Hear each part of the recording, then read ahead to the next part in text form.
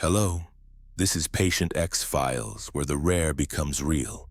Her pregnancy lasted for 3 years. I never believed in miracles until I met Sarah. But what happened to her wasn't a miracle. It was something far more terrifying. Something that would haunt her for decades and challenge everything we think we know about life, death, and the mysteries hidden within our own bodies. Sarah was 28 when it started. Young, vibrant, newly married to her college sweetheart, David. They had everything planned out. The house with the white picket fence, 2 kids, maybe a dog. Life was supposed to be simple, predictable, safe. But life has a way of laughing at our plans. It began like any other pregnancy. The missed period, the excitement, the nervous trip to the doctor. Sarah's hands were shaking as she held that positive test, tears of joy streaming down her face. David spun her around the kitchen, both of them laughing like children who had just discovered the world's greatest secret. For 3 months, everything was perfect. Sarah glowed with that radiant happiness that pregnant women possess. She bought baby clothes, painted the nursery a soft yellow, and read pregnancy books until her eyes hurt. David would place his hand on her growing belly every night, whispering to their unborn child about all the adventures they would have together. Then, one Tuesday morning in her 4th month, the pain started.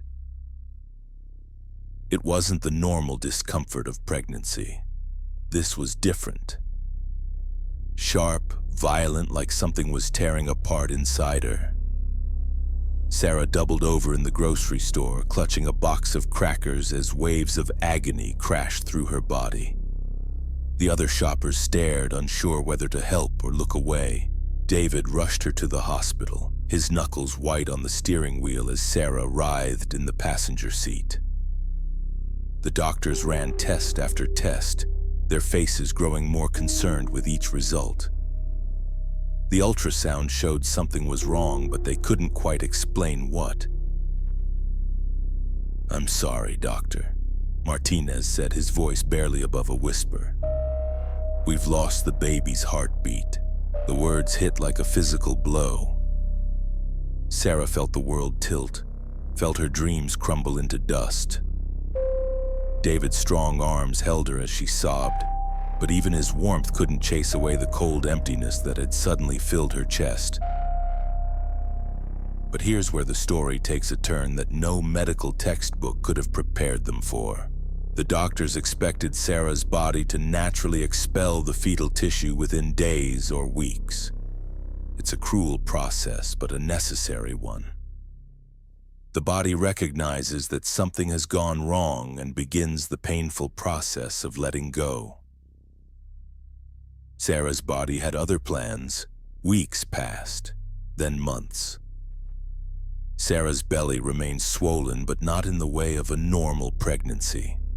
It was hard, unyielding, like carrying a stone. The doctors were baffled. They ran more tests, consulted with specialists, scratched their heads in medical confusion. "Sometimes," Dr. Martinez explained with uncertainty in his voice, "the body can take longer to process a loss. We'll monitor the situation.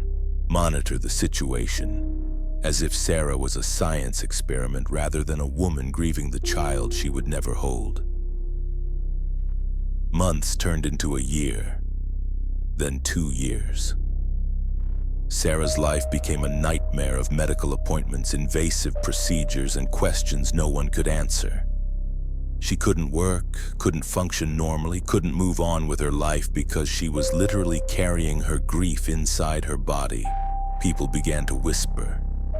Some said she was faking it for attention. Others suggested she was having a phantom pregnancy, that it was all in her head. The cruelest ones implied she was somehow keeping the dead baby inside her on purpose, unable to let go emotionally or physically. David tried to stay strong, but Sarah could see the doubt creeping into his eyes. How do you support someone through a pregnancy that won't end? a child that will never be born. Their marriage began to fracture under the weight of the impossible situation. "Maybe we should consider other options," David said one evening, his voice carefully neutral. Dr. Martinez mentioned a specialist in Chicago who deals with complicated cases. Sarah looked at him across their dinner table, seeing a stranger where her husband used to be. "Other options? You mean give up? I mean, maybe it's time to accept that whatever is happening isn't natural, that maybe we need to intervene." The word hung between them like a blade. Intervene. As if her body was misbehaving, as if she had a choice in this horror. By the third year, Sarah had become a medical mystery. Doctors from across the country wanted to examine her, to study her case, to write papers about the woman whose pregnancy wouldn't end. She felt like a circus freak, displayed for the curiosity of medical students and researchers. That's when Dr. Elena Vasquez entered the picture. Dr. Vasquez was different from the others. She didn't look at Sarah like a puzzle to be solved or a case study to be published. She looked at her like a woman in pain, a human being trapped in an impossible situation.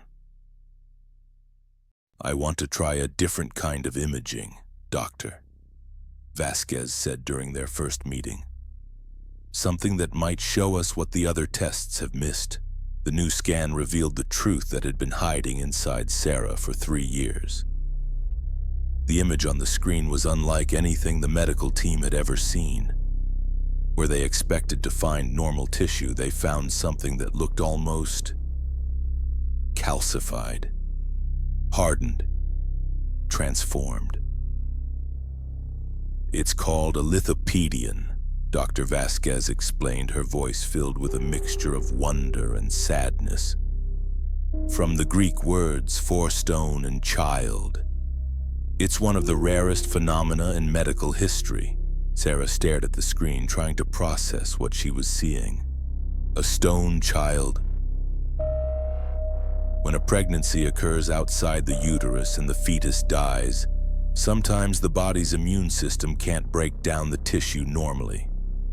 Instead, it begins to calcify, essentially turning the remains into something like stone. It's the body's way of protecting itself from what it perceives as a foreign object. The room fell silent except for the hum of medical equipment. Sarah felt a strange mixture of vindication and horror. She hadn't been crazy. She hadn't been imagining it. Her body had literally turned her unborn child into stone. "How rare?" David asked, his voice barely audible.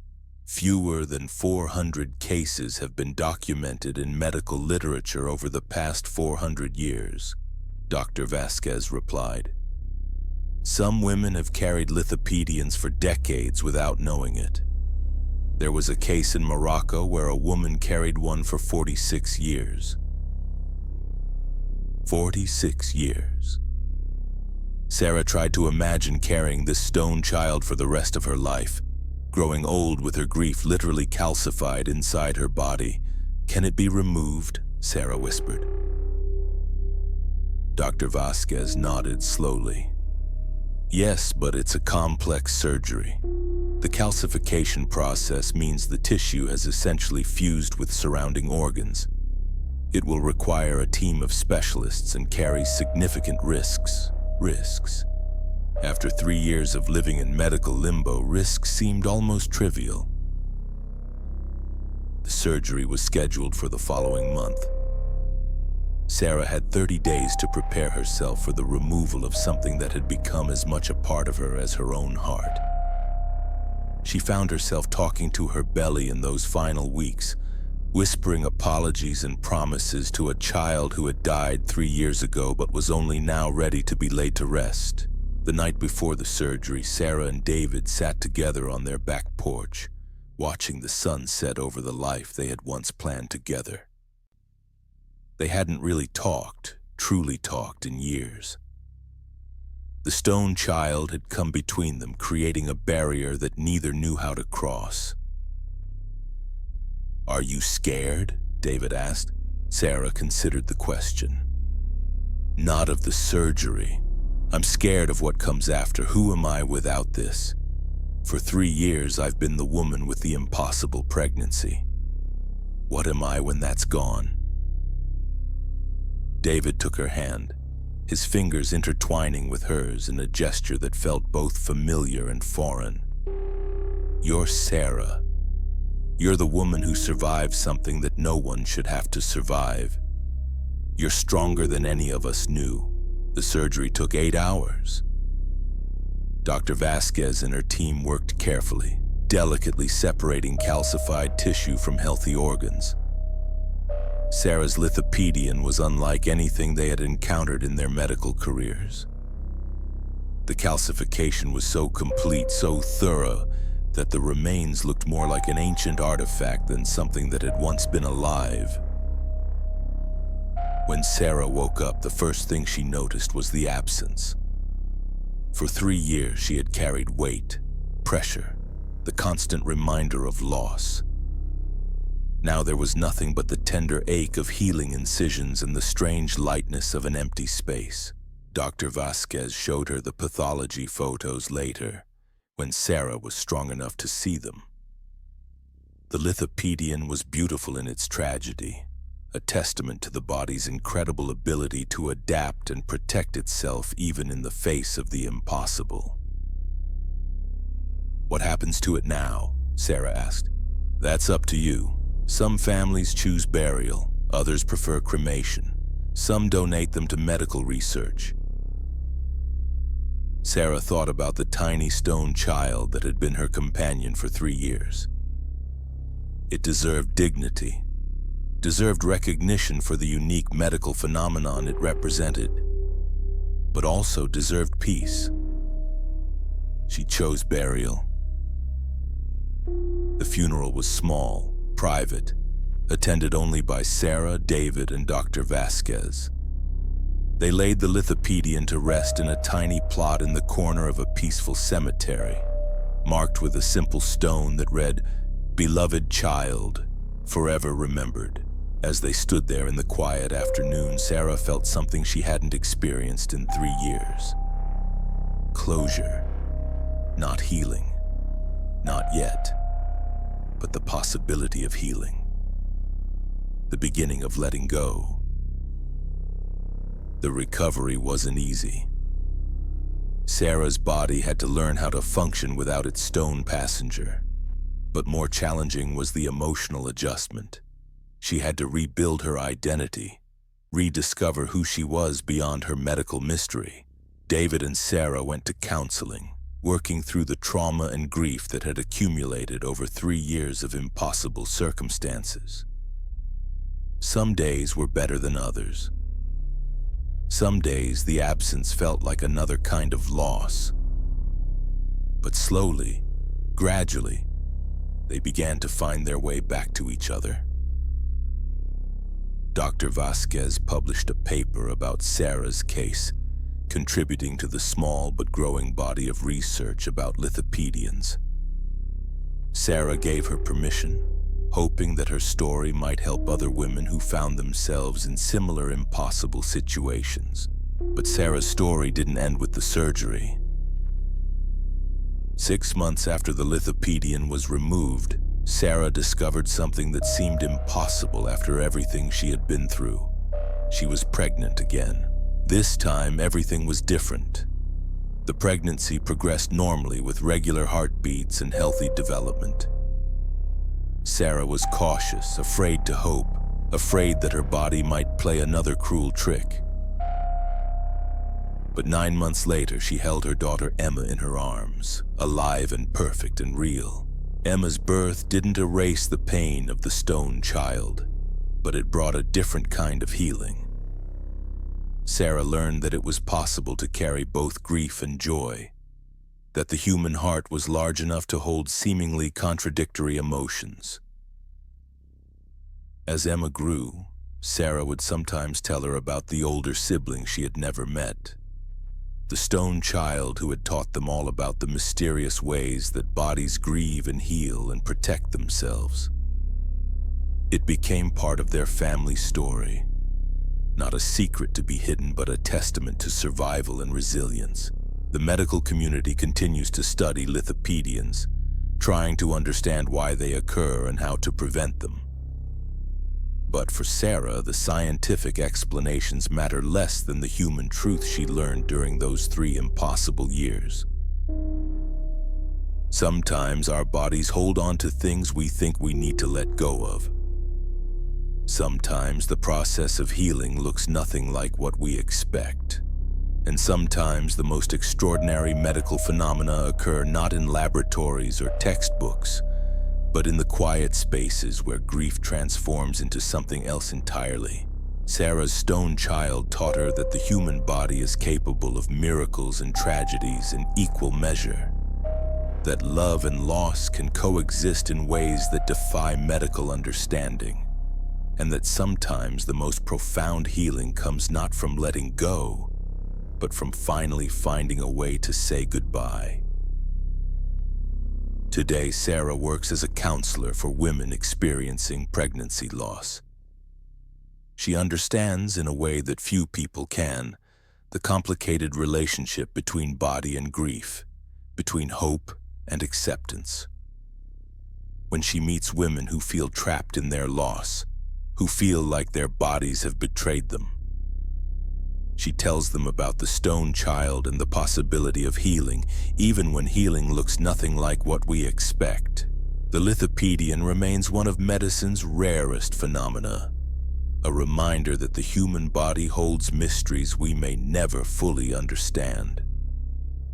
But Sarah's story reminds us that even in the face of the impossible, even when our bodies seem to rebel against everything we thought we knew about life and death, there is always the possibility of finding meaning, finding peace, finding a way forward. The stone child is gone now, laid to rest in a quiet cemetery corner. But its legacy lives on in the woman who carried it for 3 years, who learned that love sometimes looks like calcification, that grief sometimes hardens into stone before it can transform into something else entirely. Sarah's story challenges us to reconsider what we think we know about pregnancy, loss, and the incredible resilience of the human spirit. It reminds us that medical miracles aren't always joyful, that the body's protective mechanisms can sometimes feel like punishment, and that healing doesn't always look like what we expect. In the end, the 3-year pregnancy that couldn't end became the beginning of a different kind of story entirely. One about the power of acceptance, the possibility of closure, and the strange ways that even our deepest losses can transform into something resembling hope. If you enjoyed this video, please support the channel. Like, share, and subscribe.